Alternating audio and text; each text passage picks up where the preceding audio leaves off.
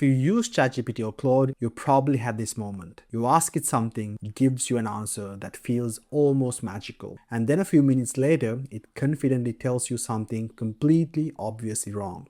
If you want to build with AI or use it well, you need a model in your head for why both of these things happen. That's what this episode is for, not the math, just the mental model.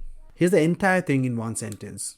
A large language model is a system that, given some text, predicts what comes next. That's it. That's the whole trick. When you type a question, the model doesn't look up an answer. It doesn't reason in the way you and I reason. It looks at your text and generates the most plausible continuation, one small piece at a time. Those small pieces are called tokens. A token is roughly 3/4 of a word. So when Claude or GPT writes a paragraph, it isn't writing the paragraph. It is writing one token. Then looking at everything so far, including the token it just produced, it writes the next one. Then the next one. The paragraph only exits once it's finished. It feels like thought. Mechanically, it's prediction. Once you internalize that, a lot of strange behaviors start to make sense. Why does the model hallucinate? Because it isn't receiving facts. It's predicting plausible text. Sometimes the most plausible sounding next sentence is one that isn't true. The model has no internal alarm that says, I don't actually know this. It just keeps predicting. Why does giving it more context make it dramatically better? Because everything you put in front of it shapes the prediction.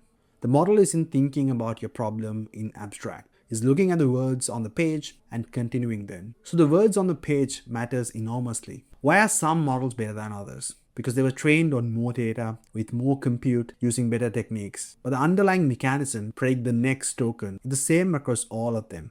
Every output you get from an AI model is shaped by three things. The model itself, its training, its size, its capabilities, the context, everything in the conversation so far, your prompt, any documents you have attached, the system instructions, prior turns, and a bit of randomness. The model don't always pick the single most likely next token. They sample, which is why the same prompt can give you slightly different answers each time with the same model. Model, context, sampling. That's the whole picture.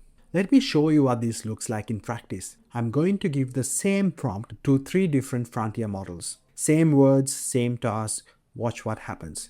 3 different answers. None of them are wrong, all of them shaped by slightly different training, slightly different defaults, slightly different sampling. This is the first thing to internalize. There's no single AI answer to a question. There's a model, a context, and a roll of the dice. If you treat the output as gospel, you'll get burnt. If you treat it as a draft from a very fast, very well-read collaborator who occasionally makes things up, you'll do well. So here's what to take away. The model isn't predicting, not retrieving, so always verify anything that matters. Context, the stuff you put in front of the model, is a lever you control, and different models behave differently even on identical inputs. So picking the right one is a real skill. Hold those 3 ideas. They explain almost everything else about working with AI.